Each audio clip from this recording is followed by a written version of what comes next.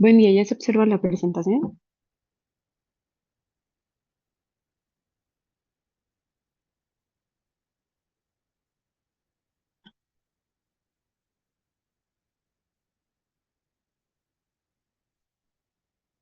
Ahí ya se ve.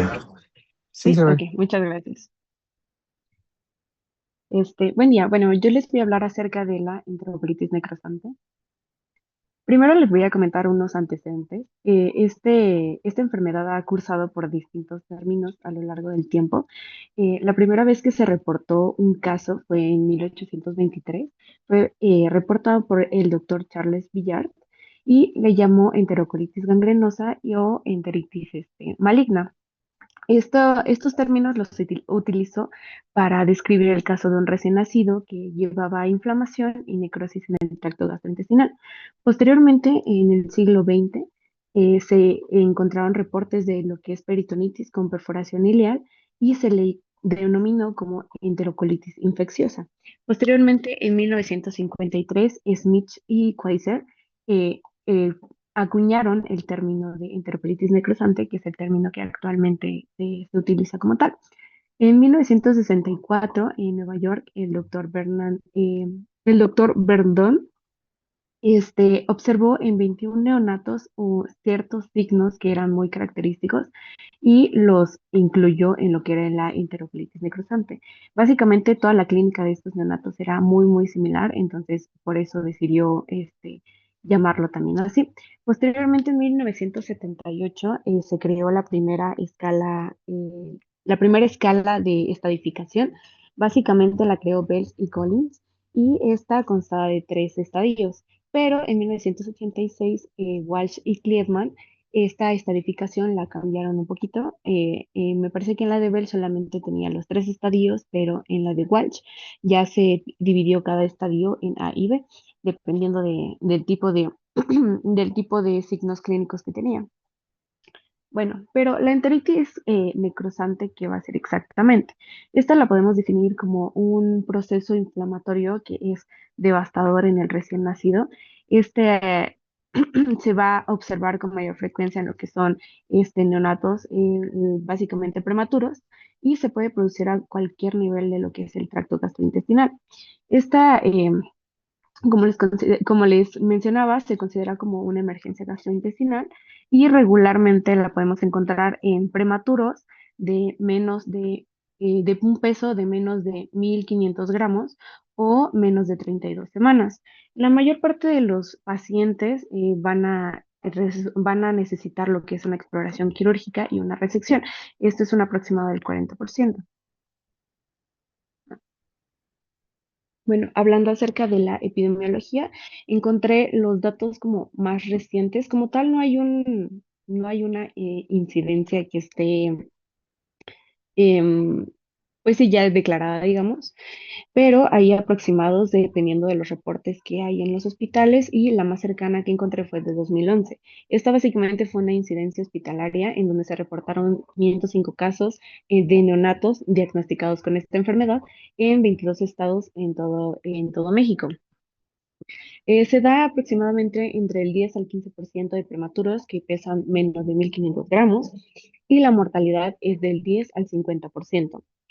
30% de los pacientes van a necesitar lo que es un manejo quirúrgico y el 5% de los recién nacidos a término lo pueden presentar, pero regularmente es los pretérminos.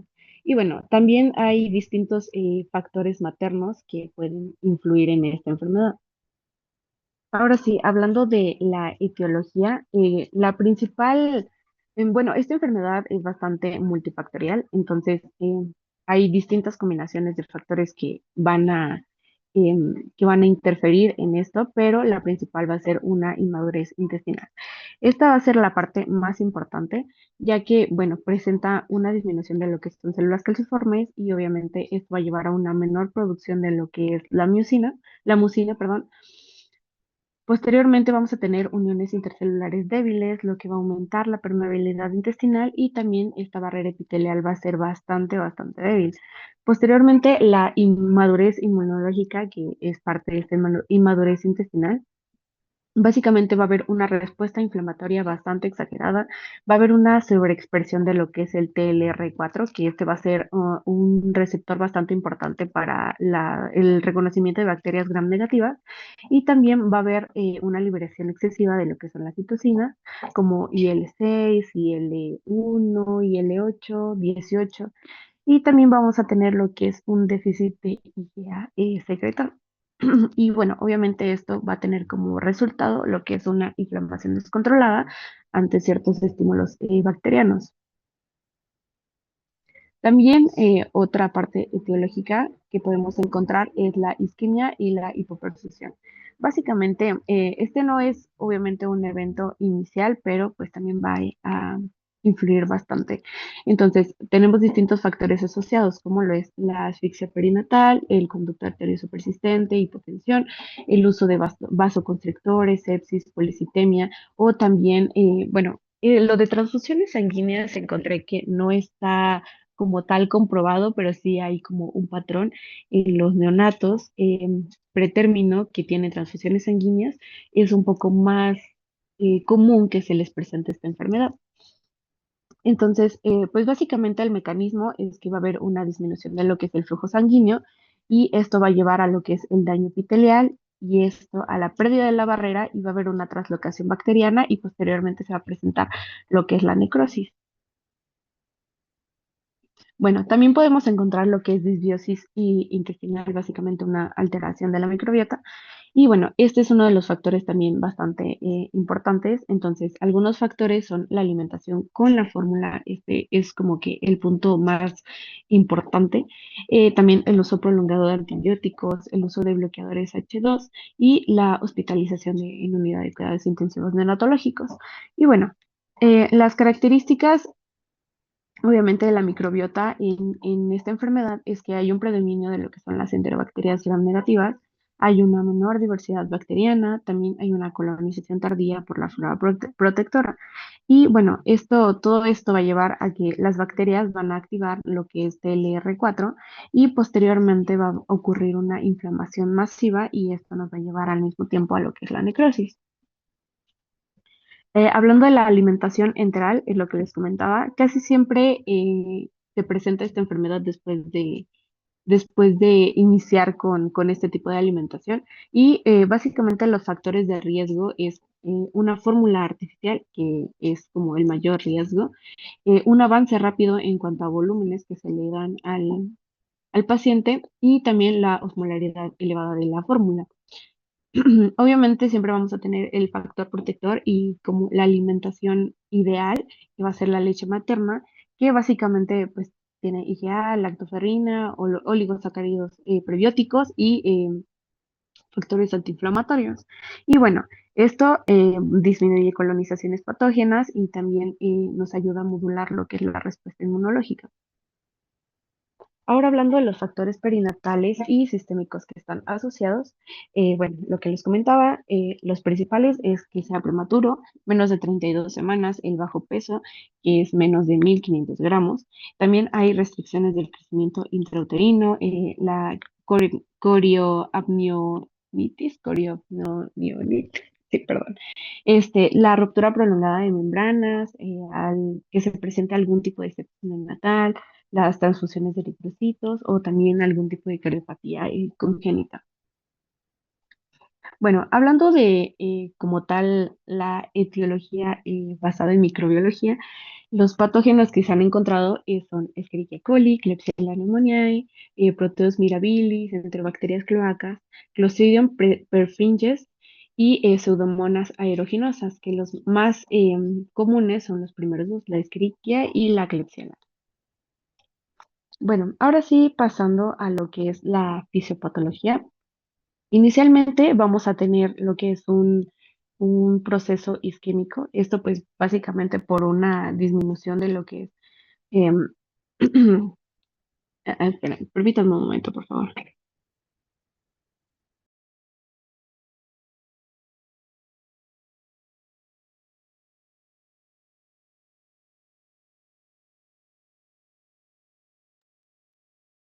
Listo, una disculpa. Bueno, básicamente aquí vamos a presentar lo que es una lesión isquémica, entonces esto posteriormente nos va a llevar a lo que es una dismotilidad intestinal, una distensión excesiva, un daño mucoso intestinal y finalmente va a haber un daño a las células epiteliales. Básicamente, todo este proceso va a llevar a que las bacterias detonen una activación en la cascada de interleucinas, lo que les comentaba hace rato, interleucina 1, 6, 8, 12 y 18, el factor de necrosis tumoral alfa y beta. Y bueno, también una parte muy importante va a ser el ET1 y el ONE, que básicamente uno es este vasodilatador y el otro vasoconstrictor. Y bueno, hablando de esta misma fisiopatología, todo este proceso anterior nos va a llevar a lo que es una disminución de la mucina. Y bueno, esta mucina básicamente también tiene como un proceso de maduración, digamos. Y el pico máximo que va a tener esta mucina va a ser entre la semana 23 a la 27. Entonces, cuando hay una disminución de mucina, va a haber un menor número de células coliformes, obviamente. Y también esto es parte de esta fisiopatología. Bueno, ya pasando a lo que es el cuadro clínico como tal, el cuadro clínico tenemos dos partes, digamos, en las que lo podemos encontrar. Uno es a los 7 días, pero la mayoría de pacientes presentan este cuadro clínico a los 5 días aproximadamente. Entonces, lo vamos a dividir en dos tipos de síntomas, bueno, signos digestivos y síntomas sistémicos. Los signos digestivos va a ser intolerancia de la vía oral, el residuo gástrico, vómito, distensión abdominal, sangre en heces, dolor abdominal progresivo y también podemos encontrar lo que es un eritema abdominal, pero pues esto ya como en casos más graves. Mm, y hablando de los síntomas sistémicos, vamos a encontrar lo que es letargia, apnea, un mal estado general, bradicardia, hipotensión, hipoglucemia o también podemos encontrar lo que es el choque. Bueno, y aquí les puse los estadios. La verdad no encontré la tabla sin esas rayas, una disculpa. Pero bueno, lo que les comentaba que estos estadios van a estar divididos en tres partes y cada uno en dos partes, lo que es A y B. Y bueno, aquí, por ejemplo, en el estadio 1A podemos encontrar lo que es básicamente la sospecha, ¿no? Y aquí la clínica es porque hay apnea, bradicardia, una disminución de la saturación de oxígeno, un aumento en el residuo gástrico, distensión abdominal o también encontrar sangre oculta en lo que son las heces. Pero las características es que no vamos a encontrar como tal alteraciones en lo que es el laboratorio y también la radiología va a ser bastante normal. Y bueno, pues regularmente el manejo en esta parte se da descartar si el cuadro se debe a una prematuridad o a sepsis y obviamente si el paciente se encuentra ictérico o no, aún no tolera como tal la vía oral, bueno, no se debe como tal de alimentar. Y bueno, aquí en cada uno de los estadios les viene la clínica, el laboratorio, la radiología y también un poquito del manejo.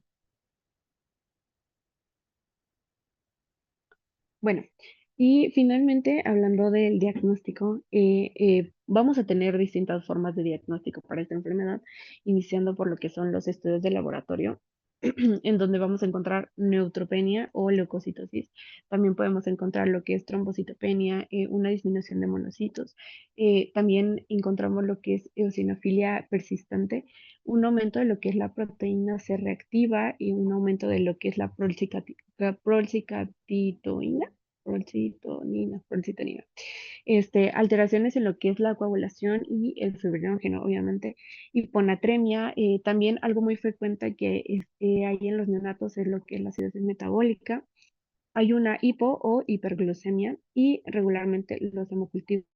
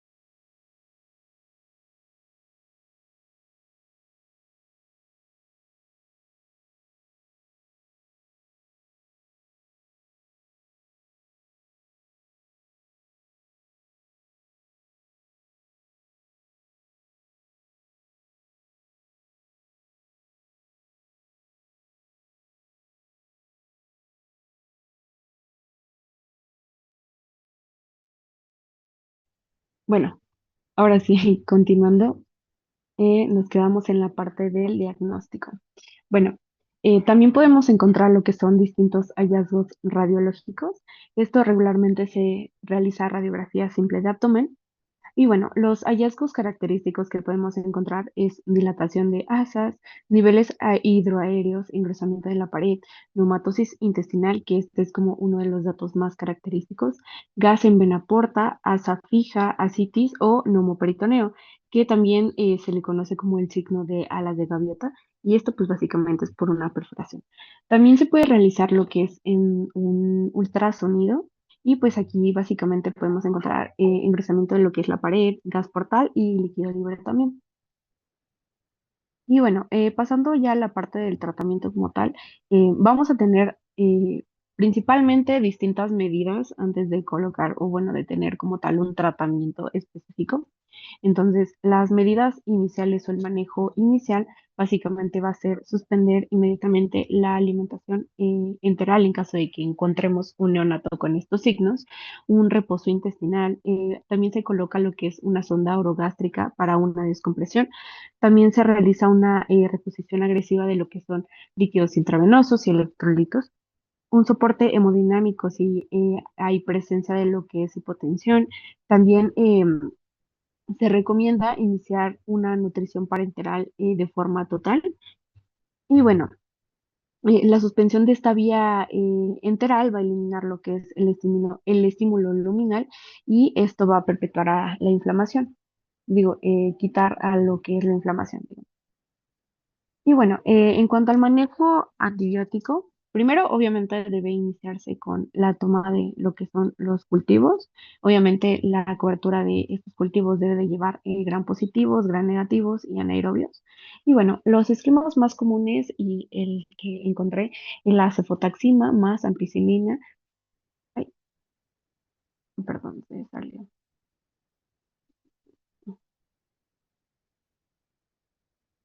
Listo.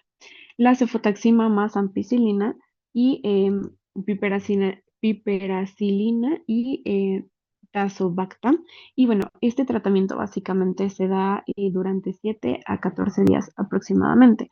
Y bueno, si hay un deterioro clínico o hay una resistencia a lo que son estos medicamentos, se dan los carbapenémicos, como el meropenem, ajá, o lo que es la vancomicina. Y pues básicamente el objetivo de esto va a ser controlar la translocación bacteriana y posteriormente pues prevenir la sepsis. Y bueno, finalmente se da lo que es un manejo quirúrgico. Esto solamente si el paciente lo necesita realmente, es entre el 20 al 40% de pacientes que requieren una cirugía. Y pues básicamente las indicaciones son que haya un deterioro clínico, a pesar de que ya se haya dado un manejo médico, que hay una irritación peritoneal, hay aire libre abdominal o existe lo que es una perforación. Entonces, pues básicamente el procedimiento va a consistir en una resección del segmento intestinal necrótico, se va a bueno, se va a realizar una anastomosis primaria si es focal y si el paciente obviamente está estable. Después se realiza lo que es una enterostomía si la lesión es extensa o el paciente está inestable. Y bueno, pues básicamente en los prematuros que son extremos se puede colocar lo que son drenajes peritoneales como una cierta medida temporal. Y bueno, eso sería todo por mi parte.